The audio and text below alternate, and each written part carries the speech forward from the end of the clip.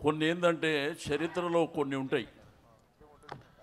అంటే మనము భారతదేశంలో కొన్ని చరిత్రలు పుస్తకాలలో ఉండొచ్చు, ఇవాళ రేపు టీవీ ఛానల్స్లో కానివ్వండి. ఒకప్పుడు రామాయణం మహాభారత్ వస్తుందంటే హైదరాబాద్ అంతా ఖాళీ ఉంటుండే, టీవీలో చుట్టూ అతుక్కపోతుండే.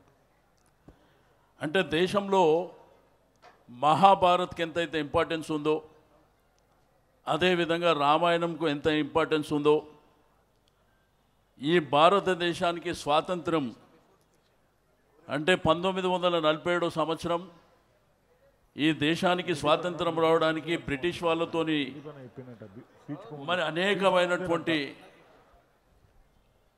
హింసా మార్గంలో కాకుండా అహింసా మార్గంలో ముందుకెళ్ళాలని గాంధీ గారు ఉప్పు సత్యాగ్రహం కావచ్చు, క్విట్ ఇండియా మూమెంట్ కావచ్చు, అదేవిధంగా రజాకారుల పోరాటం కావచ్చు.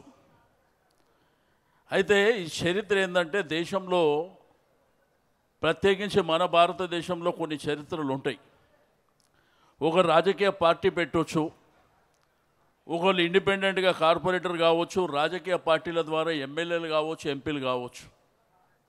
ఇవన్నీ మన దేశంలో సర్వసాధారణంగా జరుగుతున్నాయి. కానీ భారతదేశంలో ఒక రాష్ట్రాన్ని తీసుకురావడం అనేది అది సామాన్యమైనటువంటి విషయం కాదు. మీకు అందరికీ తెలుసు, కేసీఆర్ గారు 2001లో తెలంగాణ ఉద్యమాన్ని ప్రారంభించే ముందు తెలంగాణ ఉద్యమాలు జరగలేదా? 1969లో జరగలేదా? మరి ఎందుకు సాకారం కాలే? ఎందుకు రాష్ట్రంగా ఏర్పడలే? 1972 సంవత్సరంలో చెన్నారెడ్డి గారు తెలంగాణ ప్రజా సమితి అనే పార్టీ కూడా పెట్టిండు. 11 10 మంది ఎంపీలు కూడా గెలిచిండ్రు. ఎందుకు సాకారం కాలే? వాళ్ళలో చిత్తశుద్ధి లేదు. ఎప్పుడు చూసినా ఢిల్లీకి అమ్ముడుపోయినటువంటి నాయకులే తెలంగాణ ఉద్యమాన్ని నడిపించారు. కానీ చాలామంది విద్యార్థులు కానివ్వండి, యువకులు కానివ్వండి, ఆ రోజు ప్రధానమైనటువంటి పోరాటంలో నిలిచిన వాళ్ళు ఆ నాయకులను నమ్మి మోసపోయి అమరులైన. కానీ కేసీఆర్ గారు నికారుగా నిలబడి కొట్లాడినటువంటి వ్యక్తి. 2001లో మూమెంట్ని స్టార్ట్ చేసినప్పుడు మనం గాంధీ మార్గంలో వెళ్ళాలి, హింసకు తావు లేకుండా అహింసా మార్గంలో వెళ్ళాలని ఆయన తీసుకున్నటువంటి కార్యక్రమాలన్నీ ఎక్కడ తీసుకున్నా కానీ మీకు సకల జనుల సమ్మె తీసుకోవచ్చు, వంట వార్పు తీసుకోవచ్చు, సడక్ బంద్ తీసుకోవచ్చు, జైల్ బరో తీసుకోవచ్చు. ఇట్లా ప్రజల్ని చైతన్యవంతం చేశాడు. మరి ప్రధానమైనటువంటి రాజకీయ పార్టీలు ఆ రోజుల్లో Telugu Desam party, Congress party, BJP పార్టీని కూడా సచ్చినట్టు ఆ ఉద్యమానికి వచ్చేటట్టు ప్రయత్నం చేశాడు. అంటే దేశాన్ని ఆకర్షించాలి, కేంద్ర ప్రభుత్వం మెడలు వంచాలి, తద్వారా మన రాష్ట్రాన్ని మనం సాధించుకోవాలి. ఎందుకంటే ఆ రోజుల్లో గోస తెలుసు, నీళ్ళ గోస, కరెంటు గోస తెలుసు, ఉద్యోగాల గోస తెలుసు. చెరువు ఉంటుంది కానీ చెరువులో నీళ్లు లేవు. పంట పండించుకోవాలంటే నేను మాట్లాడుతుంది, నువ్వు మాట్లాడినప్పుడు నేను కూడా ఏం మాట్లాడు, నీకు కూడా అక్కడ ఉపయోగపడుతుంది. అయితే మరి కరెంటు లేక గ్రామాలలో కులవృత్తులు ధ్వంసమైనటువంటి సందర్భంలో వారందరినీ ఒక తాటి మీదకి తీసుకొచ్చి కాంగ్రెస్, బీజేపీ, తెలుగుదేశం పార్టీ కూడా సచ్చినట్టు జై తెలంగాణ అనే పరిస్థితి తీసుకొచ్చి రాష్ట్రాన్ని సాధించింది తెలుసు. అంటే ఓ రాష్ట్రం సాధించడం అనేది మామూలు విషయం కాదు. లాస్ట్కి వస్తే కేసీఆర్ చచ్చుడో తెలంగాణ వచ్చుడో అని. ఖమ్మం జైలు అలుగునూరి చౌరస్తా నుంచి వారిని అరెస్టు చేసి ఖమ్మం తీసుకుపోయి ఖమ్మం జైల్లో పెట్టి అక్కడి నుంచి నిజాం కాలేజ్. కానీ కొంతమంది నిన్న మొన్న మాట్లాడే మూర్ఖులకు చరిత్ర తెలియదు. ఎట్లా మూర్ఖంగా మాట్లాడుతుర్రంటే, బిడ్డ మీ ఉన్న పదవులే కేసీఆర్ పుణ్యం రా బిడ్డ, అది గుర్తుపెట్టుకోండి. ఈరోజు ఈ ప్రభుత్వం ఉంది, దాని మీద గద్దెనెక్కినటువంటి నాయకులు అంటే అది కేసీఆర్ భిక్షరా నా బిడ్డ, గుర్తుపెట్టుకోండి. నిన్న మొన్న చరిత్ర లేకుండా మాట్లాడుతున్నటువంటి వాళ్ళు మీ గుండె మీద చేతులు వేసుకోండి. ఈరోజు సెక్రటరియట్ బాగలేదు, ఇక్కడ ఉన్న కమాండ్ కంట్రోల్ బాగలేదు, ముఖ్యమంత్రి గారి ఇల్లు కూడా బాగలేదు అన్నటువంటి మూర్ఖుల రాడ ఎందుకు కూర్చుంటుర్రా మీరు? ఒక్కసారి చెప్పవలసినటువంటి అవసరం ఉంది. అవి పనికిరాని అయితే దాంట్లో పోయి ఎందుకు కూర్చుంటున్నారు మీరు? చరిత్ర అంటే చెరిగిపోయినటువంటి చరిత్ర ఈ రాష్ట్రంలో ఉంది. 125 సంవత్సరాలు, 125 ఎత్తుల భారత రాజ్యాంగ నిర్మాత అయినటువంటి అంబేద్కర్ గారి విగ్రహాన్ని స్థాపించినటువంటి చరిత్ర కేసీఆర్ గారిది. హైదరాబాద్లో ఒక ఇల్లు కట్టనోడు ఇందిరమ్మ ఇల్లు అంటాడు. ఆ రోజు కట్టిన డబల్ బెడ్రూమ్లే మీ గత అవుతున్నాయి కదరా బిడ్డ, అది గుర్తుపెట్టుకోవాల్సినటువంటి అవసరం ఉంది. ఆ రోజు మనం అన్నాన్ని ఏమంటాం? రాష్ట్రంలో అన్నపూర్ణ అని చెప్పి పిలుస్తాం. ఇది మన సాంప్రదాయం, మన చరిత్ర.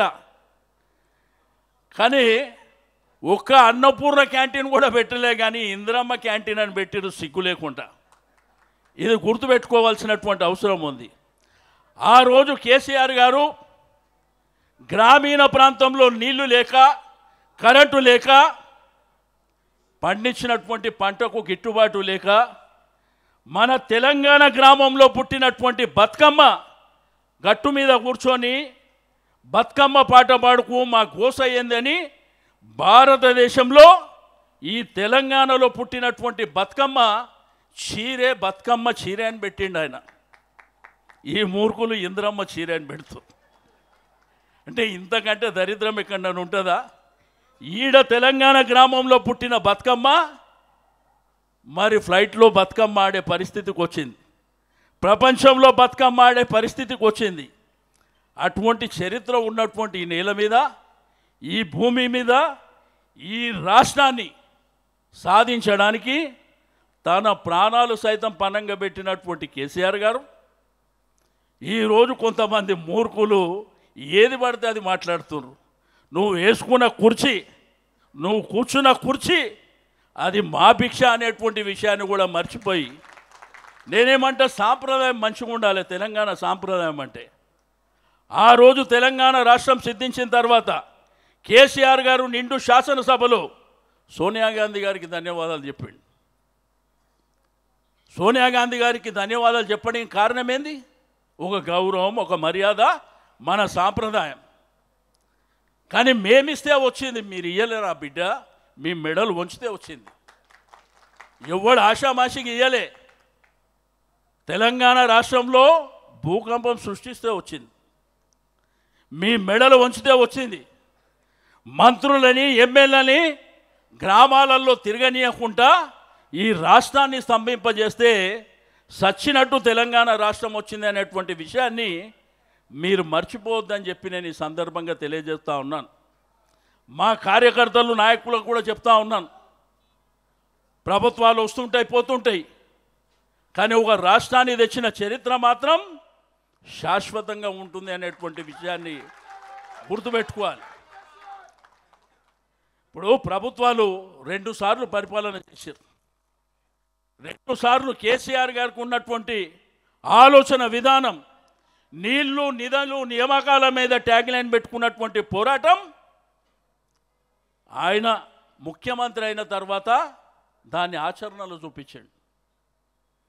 ఏ గ్రామంలో నీళ్లు లేకుండానో ఆ గ్రామానికి నీళ్ళు ఇచ్చాడు, ఏ గ్రామంలో కరెంటు లేకుంటే ఆ గ్రామంలో కరెంట్ ఇచ్చాడు, ఏ ప్రాంతంలో నిరుద్యోగులు ఉంటారో వాళ్ళకు ఉద్యోగాలు ఇచ్చుకుంటూ ముందుకెళ్ళినటువంటి కార్యక్రమాలు చేశారు. ఈరోజు గ్రామీణ ఆర్థిక వ్యవస్థ బలోపేతం కావాలని కులవృత్తులను పెంపొందించినటువంటి చరిత్ర కేసీఆర్ గారిది. ఇప్పుడు వచ్చినటువంటి మూర్ఖులు అడ్డగోలు మాటలు, వాళ్ళు ఏమనుకుంటున్నారు అంటే తిట్టడంలో మేమే ఛాంపియన్ అనుకుంటారు. బిడ్డ, మేము కూడా అడిగే వచ్చినాం రా నాయన. మేము కూడా తిట్టుడి స్టార్ట్ చేస్తే మీరు పోయి ఆ కుర్చీలో కూడా కూర్చోలేరు, గుర్తుపెట్టుకోండి. మాకు ఒక మర్యాద, సంస్కారం ఉన్నది కాబట్టి మేము బాధ్యతగా మాట్లాడుతున్నాం అనేటువంటి విషయాన్ని నేను ఈ సందర్భంగా తెలియజేస్తూ ఉన్నాను. కాబట్టి కార్యకర్తలకు నాయకులకు ఒకటే నేను చెప్పేది, అధైర్యపడుతూ ధైర్యంగా ముందుకెళ్ళాలి. 2001లో ఒక రాష్ట్రాని కోసం పోరాటం చేసినటువంటి కేసీఆర్ గారు అధైర్యపడినుంటే 14 సంవత్సరాల వరకు పోరాటం చేయకపోయినుంటే ఈ రాష్ట్రం వస్తుండేనా? కాబట్టి నీళ్ళేవే పాలేందో ఈరోజు ప్రజలకు అర్థమైంది. మా చెల్లె పావని చెప్పింది, అన్న ఆ గుడికాడికి పోతే నీ చేతి మీద కేసీఆర్ గుర్తుంది, మళ్ళా కేసీఆరే వస్తాడు బిడ్డ అని చెప్పిందంటే, మీరు గ్రామీణ ప్రాంతం నుంచి మరి పట్టణ ప్రాంతం వరకు ఈ హైదరాబాద్ వరకు ప్రతి ఒక్కరి నోట్ల కేసీఆర్ గారే రావాలి, కేసీఆర్ గారి ప్రభుత్వమే మంచిగున్నది అని చెప్పి ప్రతి వాళ్ళు మాట్లాడుతున్నటువంటి సందర్భం. ఒక ఎలక్షన్ ఓడిపోవచ్చు కాక రేపు ఎలక్షన్లలో ఓటమి గెలుపు అనేది సర్వసాధారణంగా ఉంటుంది. కానీ ఈ భారతదేశం ముఖ చిత్రం మీద ఒక తెలంగాణ రాష్ట్రాన్ని ముద్రించిందంటే అది కేసీఆర్ వల్లనే సాధ్యమైందనేటువంటి విషయాన్ని చరిత్ర మరువదు, చరిత్రలో చెరిగిపోదు అని చెప్పి నేను ఈ సందర్భంగా తెలియజేస్తూ ఉన్నాను. 10 సంవత్సరాలు పరిపాలన చేసిన తర్వాత ఈ అబద్ధపు వాగ్దానాలు దొంగ మాటలు చెప్పిన తర్వాత ప్రజలందరూ మోసపోయి కాంగ్రెస్కి అవకాశం ఇచ్చారు. ఓకే, మీరు రాజకీయం చేస్తుండ్రు, మీరు ప్రభుత్వాన్ని నడిపిస్తుండ్రు, అనగదొక్కాలనే ప్రయత్నం చేస్తుండ్రు, అక్రమ కేసులు పెట్టడానికి ప్రయత్నం. మీరు ఎన్ని చేసినా బిడ్డ 3 ఏళ్ళ తర్వాత ఉంటుందిగా మీకు, అది గుర్తుపెట్టుకోండి అని చెప్పి నేను ఈ సందర్భంగా తెలియజేస్తాను. ఎవ్వడికి ప్రభుత్వాలు శాశ్వతం కాదు.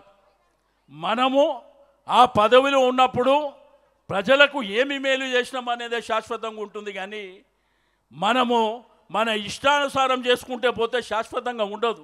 ఎందుకు ఈరోజు కేసీఆర్ గారి పేరు రాష్ట్రమంతా తలుచుకుంటుంది, పక్క రాష్ట్రాలలో కూడా తలుచుకుంటుంది. ఎందుకోసం? అద్భుతమైనటువంటి పరిపాలనని కేసీఆర్ గారు కొనసాగించారనే విషయాన్ని మరి ప్రజలు అది పరిగణలోకి తీసుకురు. కాబట్టి మరి అద్భుతంగా ఈరోజు ఈ ప్రభుత్వం ఫెయిల్యూర్స్ కానీ కేసీఆర్ గారి నాయకత్వం కావాలనేటువంటిది మరి స్పష్టంగా తెలియజేస్తూ